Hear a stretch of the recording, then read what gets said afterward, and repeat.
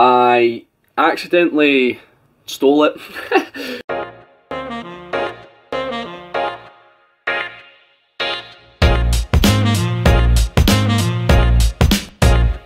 Hey, how's it going, and welcome to Whisky Whims with me, Stuart. Today we've got White Label, which is from Dewar's, John Dewar and Son. It's a blended whiskey, and this particular whiskey, I believe, is from the 1980s. It could be later, it could be slightly earlier, and the only reason is it's a Italian import or export, whichever way you want to say it. So it's got like the tax sticker, and I was reading up, and supposedly these tax stickers, they were like changed every year from the 60s, 70s, 80s, and possibly the 90s, and then so on. And how they done things was they were allowed to use the previous decade's tax sticker until they had ran out of their supply. So say they had thousands and thousands of the 70s label, and then the 80s came out, they could just put the label on the 80s bottle until they ran out of the 70s labels. So there's no real way to actually identify which era this is from, but I believe it's the 1980s, so we'll go with that. This was £45 off the auction, 40% ABV. I accidentally stole it. Not with regards to not paying any money to the auction, but I stole it from Ryan, a fellow Patreon and Tabs member. I've still not decided how to say that properly. Someone don't need to tell me. So yeah, he was bidding for it. I didn't realise he'd actually put it in the chat and said he was bidding for it, and for some reason it caught my eye as well, and I bid on it. So he was going through a kind of blend experiment, and I'd obviously seen him talking about going through blends and stuff, so it kind of piqued my interest, and I saw it and I thought I'd put a bid in, and I didn't realise. But I gave him a sample of it anyway, and I've gave a lot of samples out of this. You can see it's more than 3/4 empty. So we'll get down to the review. I have taken notes for this. It's quite a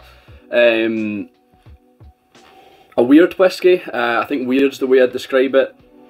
It's not something I'm used to with regards to it being a blend from the 80s. But yeah, we'll see what we get.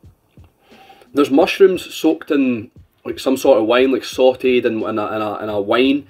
It's like a little earthy, a little fusty, possibly from the kind of age of it. This it might be a placebo, but yeah, it's a little fusty, a little dusty. I'm definitely getting some peat smoke. I'm not sure what the makeup of this is, but I feel like it's got some sort of coastal peat influence. There's a cheap perfume scent in here, perfume that you'd find in somewhere like Poundland or something.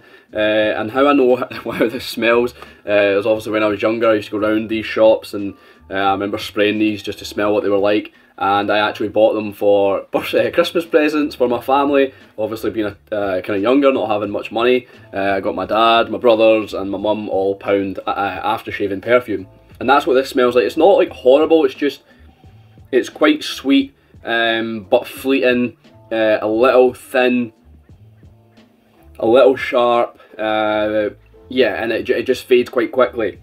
So I think that's how that perfume worked. It's probably watered down perfume or something like that. I don't know how they make this cheap perfume, but it's probably something like that, and it literally lasts a couple seconds if you spray it. So yeah, that's what I'm getting on the nose. Like I said, that peat's quite unusual. It's just kind of thrown in there a little bit, but it does tie in. It does tie together. The palate, weird, just weird. Initially, I feel like it's quite thin and watery in the mouth, but then all of a sudden this kind of depth of flavour just comes through, and it's almost oily. It's weird like that. I just can't explain it. It's weird. It's so thin to start with, and then for some reason all of a sudden it becomes thick and oily. There's coconut oil. There's like bottled water or bottled plastic, kind of that. A little bit of plastic, a little bit of rubbery.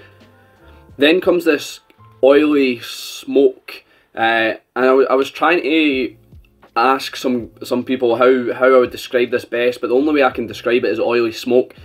It's to me like Arbroath smokies or any smoked fish, like smoked mackerel, but heavily smoked, and you've got this oily, smoky flavour left in your mouth. Completely negate the fish. It's got nothing to do with the fish. It's just this smoky, oily flavour.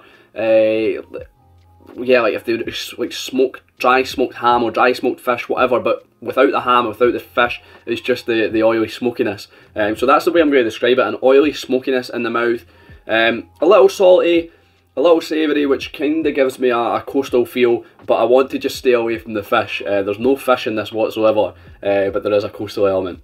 The finish is short. It's a little thin. There's something like kind of salted crackers there, or salted biscuits, like tuck or something like that. You put cheese on, those kind of biscuits. And there's also something like wet clay or something like that, a kind of mineral element on the back of the finish. I'll leave the rest for the end of this video. I hope that doesn't fall. It's on a very shaky structure. So we'll get down to the rating, the review, and see if it's a whiskey win or a whiskey bin. If you're new here, I rate my whiskies on 3 things. Would I buy it again? Would I recommend it? And do I think it's worth it? So I bought this from the auction at £45. Do I think it's worth it? I think it is. I think it's worth the experience of trying something from a day gone, in the past, something that someone's produced that they might not be around anymore. If they were in the 80s, if they were producing this, they might not be here anymore. So it's a little bit of history. It's a little bit of a unique experience, I feel. It's something different for me. It's kind of broadened my palate in a sense. I feel like it's a little bit of a kind of teachable moment, if you will. Try to pick out these different flavours, try to decide what's going into it, although I've not managed to pick out what distilleries are in that, but the only thing I can really think of is coastal. So yeah, I think it was worth the £45. Would I buy it again? No, I don't think I would buy it again. I've had it. It's nothing extraordinary. It's palatable. It's enjoyable.